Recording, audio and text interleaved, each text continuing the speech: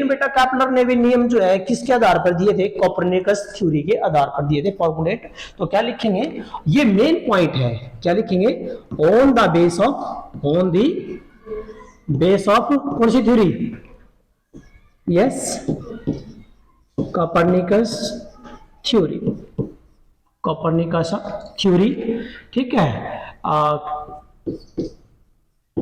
कैपलर जो बेटा, Kepler's gives three laws, किसके बेटा, of planetary motion, gives three laws of planetary motion, that is a planetary motion, give the three law of planetary motion. किसकी theory के आधार पर, किसकी थ्योरी, कोपरनिकस थ्योरी, या फिर आ जाएगा किस, कौन सी theory, heliocentric theory, heliocentric theory के आधार पर दिए थे। तो कोपरनिकस थ्योरी के आधार पर कैपलर ने 3 नियम दिए थे बेटा, इंपॉर्टेंट है। तो इनकी स्टेटमेंट और प्रूफ है, पहले तो हम स्टेटमेंट करेंगे कि कैपलर का जो फर्स्ट लॉ है, बाय नेम आते हैं कि जो सबसे पहला बेटा वो है कैपलर फर्स्ट लॉ, क्या बेटा, फर्स्ट लॉ, कैपलर फर्स्ट लॉ, या फिर first law of planetary motion, first law of planetary motion, first law of planetary motion. ये है बेटा आपके तीन लॉ हैं।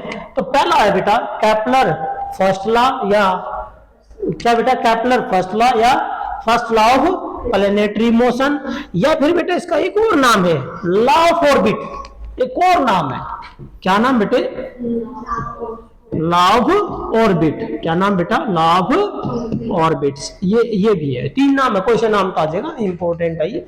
तो क्या था बेटा, लॉ ऑफ ऑर्बिट, क्या स्टेटमेंट बोली थी इसने पहले नियम में, पहला मैं क्या बोले ना, स्टेटमेंट क्या दी, कैपलर कहता है कि it state that all the planets are revolving around the sun, लेकिन कौन से ऑर्बिट में, वो कहता है भाई सारे के सारे, ये तो हो गया सन, और सारे के सारे इसके चारों तरफ जो है बेटा, इस अंडाकार जो है इलिप्टिकल ऑर्बिट में, किसमें बेटा, इलिप्टिकल ऑर्बिट, आप अपने ऑर्बिट में घूम रहे हैं सारे के सारे प्लैनेट, सारे के सारे, कोई इसमें है कोई इसमें, सभी आप अपने प्लैनेट्स में, जो आप अपना कोई भी प्लैनेट बेटा आप अपने ऑर्बिट में, ये कैसे ऑर्बिट है, इलिप्टिकल, अंडाकार, इलिप्टिकल, इलिप्स की शेप में है।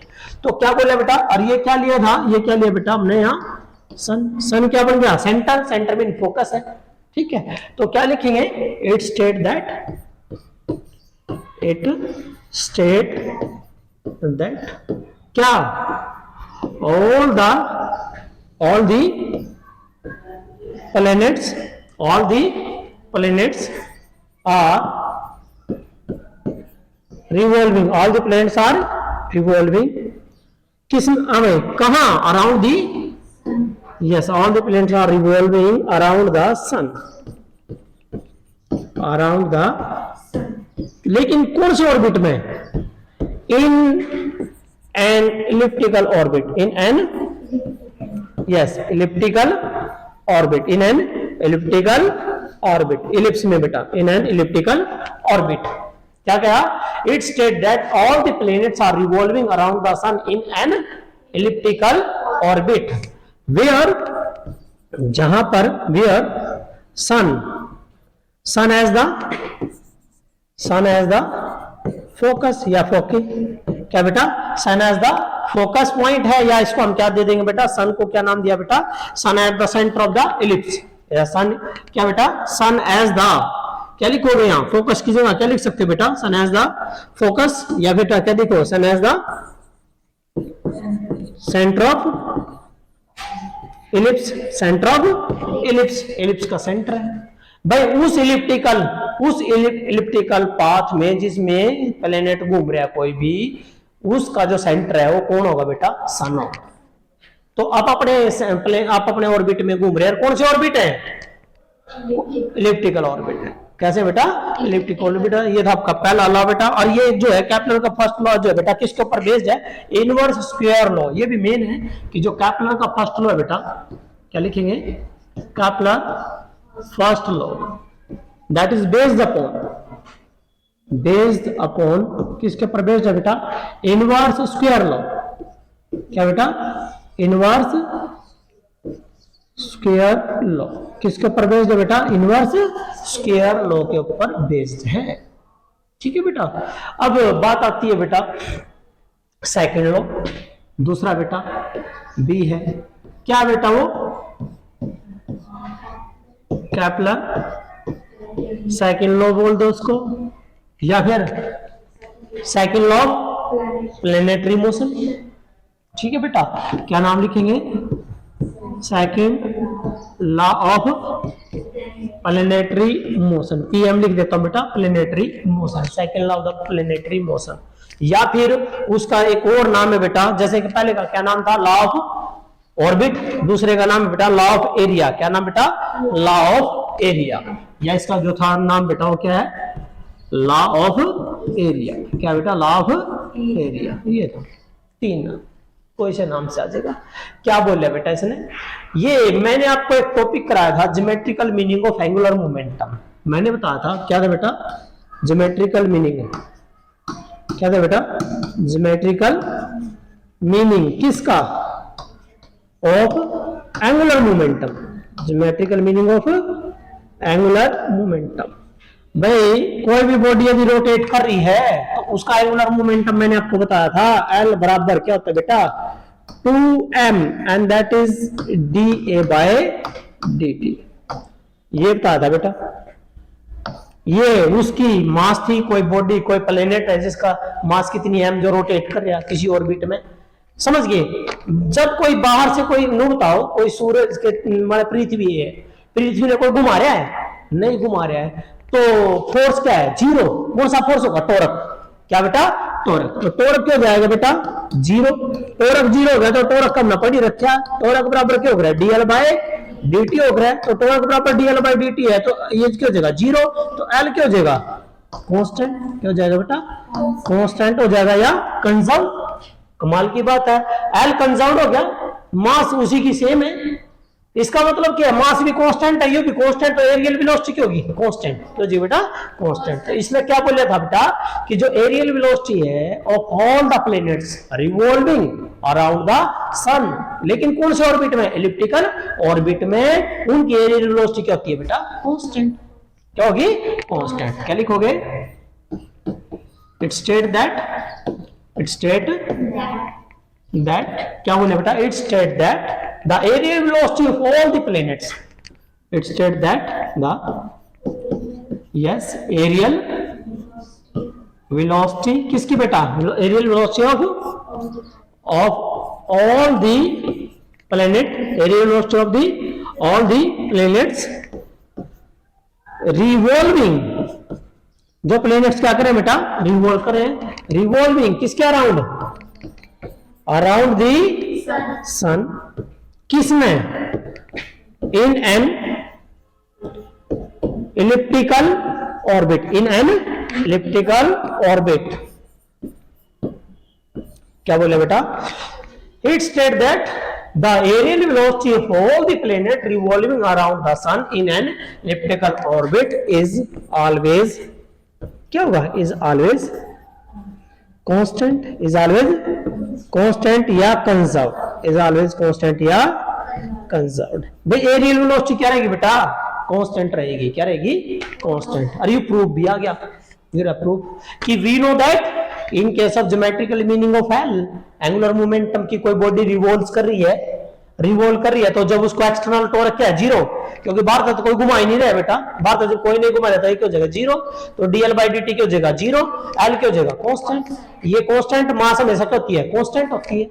मास कांस्टेंट हो गया, ये दो क्या है? कांस्टेंट। तो डीए बाई dt क्या हो जाएगा? सारा कांस्टेंट हो जाएगा। तो इसको हम क्या बोलते हैं बेटा? Areal velocity. ये वाला जो टॉपिक है बेटा आपका, ये क्या होता है बेटा आपका? Aerial velocity. क्या होता है बेटा? ये areal velocity, that is the areal velocity.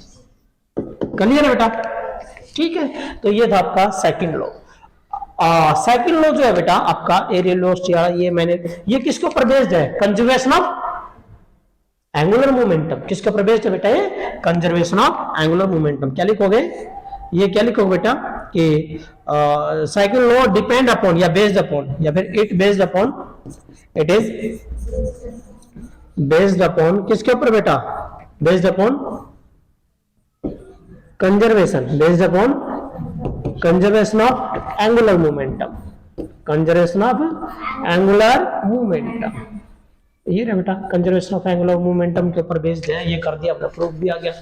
ठीक है, ये था आपका क्या बेटा सेकंड लॉ केपलर का। अब आ जाओ बेटा केपलर का थर्ड सी, क्या नाम लोगे बेटा?